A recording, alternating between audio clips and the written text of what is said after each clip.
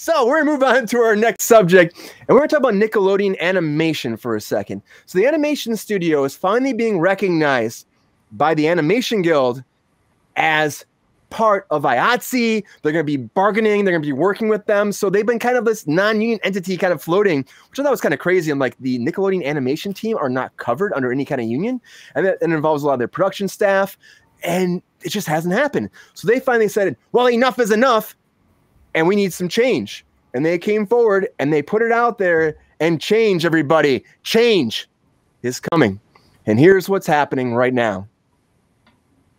Nickelodeon Animation Studios has agreed to voluntarily recognize the Animation Guild, IATSE Local 839, as the bargaining representative for its production workers. Last month, a majority of the 177 production workers there voted to unionize and to seek voluntary recognition. The Guild and the studio now will be met at the bargaining table to negotiate a contract. Those covered by a new deal will include production managers, production coordinators, post-production assistants, and asset production coordinators. The Guild already has a collective bargaining agreement with Nickelodeon that covers more than 400 artists, including CG technicians, storyboard artists, character designers, and writers.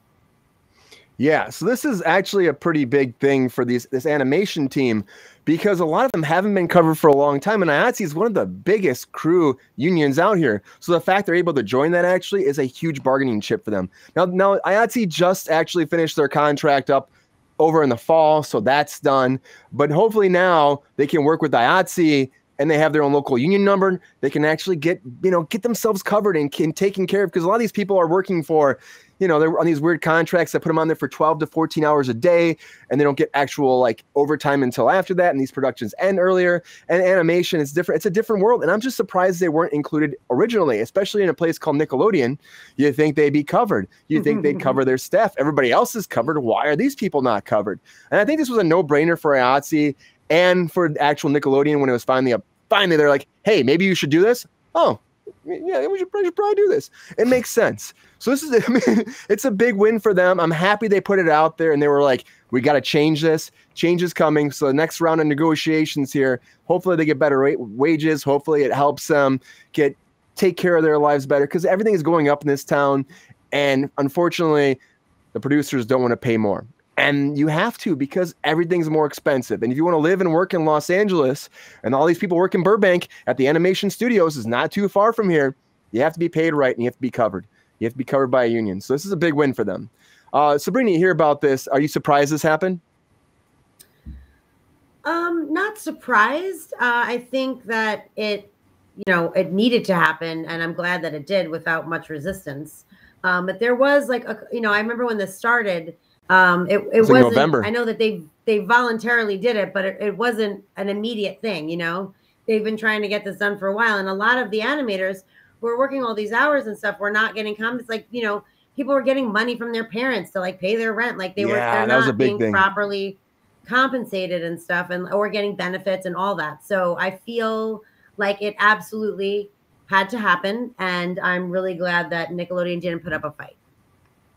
Yeah, that's a big thing. I remember when that article came out in November, that was a big thing they were saying, is that most of these animators were getting paid minimum wage. And it was the point where they couldn't pay the rent. And they were they're working these long hours, animating all these shows, and they have to contact their parents, be like, Mom and Dad, please send money. And it's like one of those things, you have a full-time job working for Nickelodeon. You shouldn't have to do that. It just doesn't make any sense to me. Len, you hear this? I'm guessing. I'm guessing you're probably excited about this, right? Do you think this is surprising, or do you think this is like something that should have been happening a long time ago? Ty thinks it's surprising. Yeah, right. Totally Nickelodeon's kind of cheap, guys. Oh yeah, it should have happened. It's definitely one of those things that should have happened a long time ago. And I was really happy to hear this today in particular, because I'm starting to get worried, because there was a great kind of push during COVID and post-COVID of this like workers' rights across multiple companies, and like in the news lately, I feel like, all right, maybe that's starting to go downhill. Like, are we still like standing together to like have appropriate conditions and workable, livable conditions, right? Where we have the ability to take care of ourselves, right? And so hearing this was like, oh, yay, okay, the movement hasn't died yet, and hopefully it just gets stronger. And 100% with what you said about living in Hollywood. I mean, like they're the ones, they're making the money for Nickelodeon. Like it should be like, you know, like they should be like the highest paid animators, you know, you would think, right? Like this is like, you would think so. It's a huge draw. Like so many people watch Nickelodeon cartoons, well, children and bored adults or stoned adults, and you know, so there's a lot of good point. Stoned adults for sure watching these. Let's not pretend. You know, I was about to insult people in nursing homes, but all right, okay, so not gonna do that. Anything happens on cruise control. So yeah, I think that's awesome.